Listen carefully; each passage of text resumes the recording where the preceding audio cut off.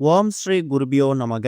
ஓம் ஸ்ரீ மகா பெரியவா சரணம். வரும் மார்ச் 14ஆம் தேதி சனிக்கிழமை இந்த வருஷத்துக்கான காரடையான் நோன்பு. இப்ப நாம சொல்லக்கூடிய இந்த ஒரே ஒரு பொருள் உங்க கையில இருந்தாலே போதும், கண்டிப்பா ராஜயோகம் ஏற்படும். கணவருடைய வருமானம், ஆயுள், இது எல்லாமே பன்மடங்கு அதிகரிக்கும். அது என்ன பொருள், அதை எப்படி பயன்படுத்தணும்னு பார்க்கறதுக்கு முன்னாடி நம்மளோட வீடியோஸை இப்போதான் நீங்கள் ஃபர்ஸ்ட் டைம் பார்க்குறீங்கன்னா மறக்காமல் சப்ஸ்கிரைப் பண்ணிக்கோங்க. தொடர்ந்து இது மாதிரி அப்டேட் தெரிஞ்சுக்கிறதுக்கு பக்கத்து நோட்டிஃபிகேஷன் பெல்லை கிளிக் பண்ணி ஆல் அப்படிங்கிறத செலக்ட் பண்ணிக்கோங்க. இப்போ என்ன பொருளை எப்படி பயன்படுத்தணும் அப்படிங்கிற பற்றி தெளிவாக தெரிஞ்சுக்கலாம். ஒரு வருஷமும் மாசி மாதம் முடிந்து பங்குனி பிறக்கக்கூடிய அந்த நேரத்தை தான் நாம காரடையான் நோன்பா கணக்கில் எடுத்துக்கிறோம். இந்த வருஷம் மாசி 30 மார்ச் 14ஆம் தேதி சனிக்கிழமை நமக்கு காரடையான் நோன்பு வந்திருக்கு. காரடையான் நோன்பு அப்படிங்கிறது பல பேருக்கு தெரிஞ்சிருக்கலாம், சில பேருக்கு தெரியாம கூட இருக்கலாம். ரொம்ப எளிமையா சொல்லணும்னா, கணவருடைய ஆயுள் நீண்டு இருக்கணும், தீர்க்க சுமங்கலி வரம் கிடைக்கணும் அப்படிங்கிறதுக்காக கோவில்களில் கொண்டாடப்படக்கூடிய, வீட்டில் கொண்டாடப்படக்கூடிய அற்புதமான ஒரு நிகழ்வு தான் காரடையான் நோன்பு. சத்தியவான் சாவித்திரி கதை நம்ம எல்லாருக்குமே தெரிஞ்சிருக்கும். யமனோட பிடியில இருந்த தன்னோட கணவர் சத்தியவான் உயிரை காமாட்சி அம்மன் கிட்ட வேண்டி விரதம் இருந்து மீட்டு கொண்டுட்டு வந்தவங்க தான் மனைவி சாவித்திரி. இவங்க 2 பேரோட புகழ போற்றி கொண்டாடக்கூடிய அற்புதமான தினம் இந்த ஒரு காரடையான் நோன்பு. அப்படி யமனோட பிடியில இருந்த தன்னோட கணவர் உயிரை காப்பாத்துறதுக்காக காட்டுல இருந்த சாவித்திரி அந்த காட்டுல கிடைக்கக்கூடிய பொருட்களை வைத்து தன்னோட கையால ஒரு பிரசாதம் தயார் செய்து அதை காமாட்சி அம்மனுக்கு படைச்சிருக்காங்க. அதுல முக்கியமான ஒன்று காரடையான் நோன்பு, அதாவது கார அடை. காராமணி பயிர் இருக்கு இல்லையா, அதுல இருக்கக்கூடிய அந்த அடையை தயார் செய்து காட்டுல இருக்கக்கூடிய பசுமாட்டு இருந்து கிடைக்கக்கூடிய பால்ல வெண்ணெய் தயார் செய்து அந்த 2 தான் காமாட்சி அம்மனுக்கு நைவேத்தியமா படைச்சிருக்காங்க. அதுக்கப்புறம் அவங்களுடைய அருள் மூலியமா யமனோட பிடியில இருந்த தன்னுடைய கணவர் சத்தியமான உயிரை மீட்டு அவங்களோட சேர்ந்து வாழ்ந்திருக்காங்க. இதுதான் காரடையான் நோன்புக்கு இருக்கக்கூடிய முக்கியமான புராண கதை.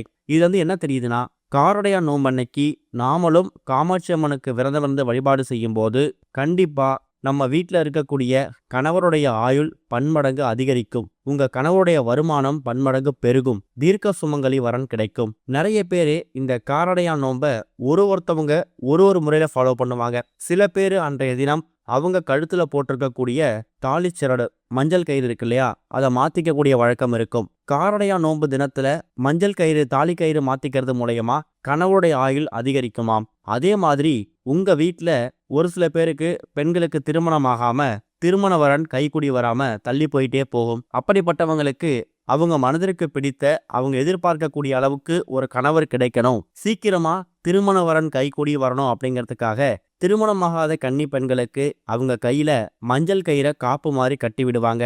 இதுவும் காரடையான் நோன்புக்கான முக்கியமான அர்த்தம். அப்படிப்பட்ட காரடையான் நோன்பு நமக்கு மார்ச் 14ஆம் தேதி சனிக்கிழமை வந்திருக்கு. சனிக்கிழமை காலையில 9 மணிலேருந்து 10:30 வரைக்கும் ராகு காலம், மதியம் 1:30லேருந்து 3 வரைக்கும் யமகண்டம். இந்த 2 நேரத்தை தவிர்த்துட்டு மற்ற நேரங்கள்ல நீங்க பூஜைகள் பண்ணலாம். ஒருவேளை தாலிச்சரடை மாத்திக்கிற மாதிரி இருந்தா, மஞ்சள் கயிறு மாத்திக்கிற மாதிரி இருந்தா காலையில சரியாக 7:30 இருந்து 8:30 இந்த 1 மணி நேரம் ரொம்ப உகந்த நேரம். மாலை நேரத்துல பொதுவா தாலிச்சரடு, தாலி கயிறு மாற்ற மாட்டாங்க. பூஜைகள் மட்டும் பண்ற மாதிரி இருந்தா மாலை 4:30 6:30 இந்த நேரத்துல பண்ணிக்கலாம். நிறைய பேரு காரடையான் நோன்பு அன்னைக்கு அதிகாலை பிரம்ம முகூர்த்த வேலை எழுந்து பூஜை பண்ணிட்டு சூரிய உதயம் நேரத்துல அவங்க தாலி கயிறு மாத்துறதையும் வழக்கமா வச்சுப்பாங்க. அது இன்னும் விசேஷம்தான். இதுதான் இந்த வருஷம் வந்திருக்கக்கூடிய காரடையான் நோன்பை ரொம்ப எளிமையா வழிபடுறதுக்கான வழிபாட்டு முறை. இது போக காரடையான் நோன்பு அன்னைக்கு கட்டாயம் கார அடை, காராமணி பயிரை வைத்து கார அடை செய்து அதை காமாட்சி அம்மனுக்கு படைக்கிறது ரொம்ப விசேஷம். ஆனா இப்ப இருக்கக்கூடிய காலகட்டத்துல எல்லோராலையும் இந்த காராமணி பயிரை வைத்து கார அடை செய்து சமர்ப்பிக்கிறது அப்படிங்கிறது இயலாத காரியமாக கூட இருக்கலாம். காராமணி பயிரே 2 வகை இருக்கு. சிவப்பு காராமணி இருக்கு, வெள்ளை காராமணி இருக்கு. இந்த 2த்துல நீங்க எதை வேணாலும் பயன்படுத்திக்கலாம். இந்த காராமணி பயிறு அப்படிங்கிறது சூப்பர் மார்க்கெட்லயும் உங்க வீடு பக்கத்தில் இருக்கக்கூடிய பலசரக்கு கடைகள்லையும் கிடைக்கும், மளிகை கடைகள்ல கிடைக்கும். ரொம்ப எளிதான பொருள் தான், ஈஸியா வாங்கிட முடியும். ஒருவேளை இந்த காராமணி பயிரால அடையா தயார் செய்து படைக்க முடியலையா, அதை பற்றி கவலைப்படாமல் காராமணி பயிர் ஒரே ஒரு கைப்பிடி அளவு இருந்தால் கூட போதும். அதை சின்னதாக ஒரு தட்டில் காமாட்சி அம்மன் ஃபோட்டோவுக்கு முன்னாடி வைக்கணும். எல்லா வீடுகள்லையும் காமாட்சி அம்மன் ஃபோட்டோ புகைப்படம் இருக்குமா அப்படிங்கிறது கேள்விதான். இருந்தால் அந்த ஃபோட்டோ கூட வச்சுடுங்க. இல்லாதவங்க மகமாயி, மாரியம்மன் இது மாதிரி என்ன அம்மன் இருக்கோ அந்த அம்மன் அந்த தாயார் ஃபோட்டோவுக்கு முன்னாடி சின்னதாக தட்டில் நீங்கள் எடுத்து வைத்திருக்கக்கூடிய தயார் செய்து வைத்திருக்கக்கூடிய அந்த காராமணி பயிரை பிரசாதமாக வைக்கலாம். இது அடையாக தயார் செய்ய முடியலை, அது எனக்கு தயார் செய்ய தெரியல அப்படிங்கிறவங்களுக்கு மாற்று வழி. காரடையான் நோன்புக்கான அந்த அடை எப்படி தயார் செய்யணும் அப்படிங்கிறதுக்கான வீடியோ கூகுள்லையும் யூடியூப்லையும் அவைலபிளாக இருக்குது. அதை நீங்கள் செக் பண்ணி பார்த்து கூட அதை நீங்கள் தயார் செய்யலாம். அப்படி ஒருவேளை தயார் செய்ய முடியாதவங்க ரொம்ப எளிமையாக கார அடை வைத்து வழிபட்ட பலன் உங்களுக்கு நேரடியாக கிடைக்கணும் அப்படிங்கிறவங்க காராமணி பயிரை சின்னதாக தட்டில் எடுத்து வச்சு நீங்கள் பண்ணிக்கலாம். நிறைய பேருக்கு இந்த காராமணி பயிரை அவங்க ஊர் வழக்கப்படி தட்டை பயிர் அப்படி மாதிரி கூப்பிடுறாங்க. ஒரு ஊரில் ஒரு வழக்கப்படி இருக்கும். ஆனால் இதுக்கு பொதுவான பெயர் தான் காராமணி. இந்த ஒரு காராமணி பயிர் சிவப்பாக இருந்தாலும் பரவாயில்லை, வெள்ளை காராமணி பயிராக இருந்தாலும் பரவாயில்லை, அதை நீங்கள் பூஜை அறையில் வைக்கணும். அதை விட முக்கியமானது கண்டிப்பான முறையில் ஒரே ஒரு ஸ்பூன் வெண்ணெயாவது பூஜை அறையில் வைக்கணும். ஏன்னா சாவித்ரி தேவி காட்டில் கிடைக்கக்கூடிய பொருட்களை வைத்து பூஜை பண்ணும்போது காராமணியால் செய்திருக்கக்கூடிய அடையை வைத்து கூட ஒரு ஸ்பூன் வெண்ணெயை வைத்திருக்காங்க. அப்போ காமாட்சி அம்மனை பார்த்து அவங்க இந்த பாடலை பாடியிருக்காங்க. உருகாத வெண்ணையும் ஓரடையும் உனக்கு நான் தருகிறேன், ஒரு காலம் என் கணவர் என்னை பிரியாத வரம் எனக்கு அருள்வாய் அப்படிங்கிற வார்த்தையை சொல்லி தான் காமாட்சி அம்மன் கிட்ட இந்த 2 பொருட்களை வைத்து அவங்க வழிபாடு செய்திருக்காங்க. அதுக்கப்புறம் தான் காமாட்சி அம்மன் சாவித்திரியோட வேண்டுகோளை எடுத்துக்கிட்டு அவங்க படைத்திருக்கக்கூடிய அந்த நைவேத்தியத்தை பிரசாதமாக எடுத்துக்கிட்டு யமனோட பிடிய இருந்த சாவித்திரி கணவர் சத்யவான் உயிரை காப்பாற்றி சாவித்திரி கிட்ட ஒப்படைச்சிருக்காங்களாம். அப்படிப்பட்ட இந்த அற்புதமான நாளில் காராமணி அடை செய்ய முடியாதவங்க அந்த காராமணி பயிரை சின்னதாக தட்டில் எடுத்து வச்சு பக்கத்தில் ஒரே ஒரு ஸ்பூன் நெய் வைத்து இப்போ நாம் சொல்லியிருக்கக்கூடிய உருகாத வெண்ணையும் ஓர் அடையும் உனக்கு நான் தருகிறேன், ஒரு காலும் என் கணவர் என்னை பிரியாத வரம் எனக்கு கொடுப்பாய் அப்படிங்கிற மந்திரத்தை காமாட்சி அம்மன் புகைப்படத்தை பார்த்தோ இல்லை வீட்டில் என்ன அம்மன் ஃபோட்டோ இருக்கோ அதை பார்த்து சொல்லும்போது உங்களுடைய கணவருடைய ஆயுள் பன்மடங்கு அதிகரிக்கும்.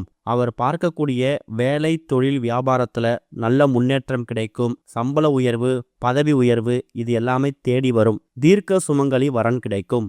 அதே மாதிரி காரடையான் நோன்பு அன்னைக்கு ஒற்றைப்படையில் சுமங்கலி பெண்களை வீட்டுக்கு வரவழைத்து அவங்களுக்கு ரவிக்கை துணி, வெற்றிலை பாக்கு, கண்ணாடி வளையல்கள், மஞ்சள் கயிறு இது எல்லாத்தையும் கொடுத்து அவங்க உங்களை விட வயதில் மூத்தவங்களாக இருந்தாங்கன்னா அவங்க காலில் விழுந்து நமஸ்காரம் பண்ணிக்கலாம். முடிஞ்சா காரடையான் நோன்பு அன்னைக்கு தாலி கயிறு, மஞ்சள் கயிறு மாற்றிக்கிறவங்க வீட்டுக்கு வரக்கூடிய சுமங்கலி பெண்கள் வயதில் மூத்தவங்க கையாலேயே தாலிச்சடை மாற்றிக்கலாம். அதற்கு சந்தர்ப்பம் அமையாதவங்க வீட்டில் இருக்கக்கூடிய பெரியவங்க மூலியமாவோ இல்லைனா உங்களுடைய கணவர் கையாலேயோ தாலி கயிறு மாற்றிக்கலாம். மாசி கயிறு பாசி படியும் அப்படின்னு ஒரு பழமொழி கேள்விப்பட்டிருப்பீங்க. மாசி மாதத்தில் தாலிச்சடை மாற்றும் போது அது நம்ம கழுத்தில் பாசி படித வரைக்கும் தங்கியிருக்குமா. அந்த அளவுக்கு சக்தி வாய்ந்த ஒரு மாதம் இந்த ஒரு மாசி மாதம். அது முடிந்து பங்குனி பிறக்கக்கூடிய அந்த நாள் அதுதான் காரடையான் நோன்பு விரதம். இந்த வருஷம் வந்திருக்கக்கூடிய காரடையான் நோன்பை இந்த வழியில் ஃபாலோ பண்ணி நீங்கள் வழிபட்டு கூடவே காரடையான் நோன்புக்கு அடை செய்ய முடியாதவங்க இந்த காராமணி பயிரை வைத்து வழிபாடு செய்யுங்க. அதுக்கு மறுநாள் அந்த காராமணி பயிரை நீங்கள் பயன்படுத்தினாலும் சரி, இல்லை காக்கை குருவிகளுக்கு தானமாக போட்டாலும் சரி, அது உங்கள் விருப்பம்தான். ஓம் ஸ்ரீ குருபியோ நமக. ஓம் ஸ்ரீ மகா பெரியவா சரணம்.